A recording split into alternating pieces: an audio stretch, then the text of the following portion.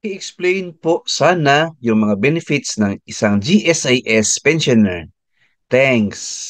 Yes sir, pwede natin i-explain po ang mga benefits ni GSIS pensioner. So una, i-enumerate natin yung 8 benefits.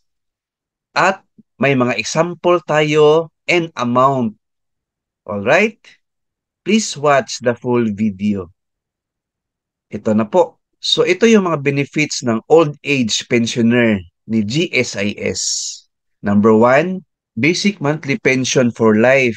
Opo, at age 60 po or 65, pag mag-retire na tayo, meron tayong lifetime pension. Ibig sabihin, from 60 up to kunin tayo ni Lord. Number two, Christmas cash gift. Of course, meron tayong ma-receive every December. Christmas cash gift po ang tawag, amounting to 10,000 or 1 month pension. So, depende po sa declaration ni President. Number three, annual pension increase subject to the maximum limit approved by GSIS Board of Trustees. Opo, every year po yan na annual pension increase. Depende po kay President kung magkano.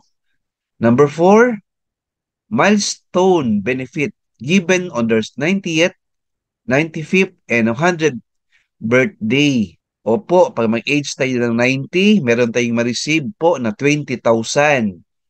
At age 95, 30,000. And 100, 50,000. Yes, ma'am and sir.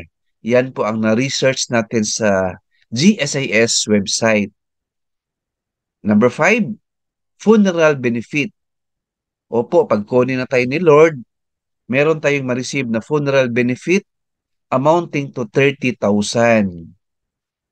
Number 6, survivorship benefit given to their spouse and minor children.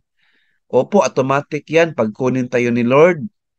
Siyempre, may survivorship benefit po si legal spouse or asawa natin. So, meron din silang lifetime pension if hindi siya mag-remarry. So, magkano yan? 50% ng basic monthly pension po ninyo. For example, may pension kayo na 20,000. So, 50% niyan, 10,000 po kay legal spouse or kay asawa. If kunin na tayo ni Lord. And kung may anak tayo na minor children, 21 years old and below, or 18 years old or below, meron silang 10% sa basic monthly pension po ninyo na dependence pension. So may nagawa ako na video nito sa channel ko. Please watch po. Alright? Number 7, eligibility to enhance pension loan. So magkano yan? 6 times po ng basic monthly pension, but not more than 500,000. Ang number 8 naman is eligibility to pensioners emergency loan. So magkano po ito?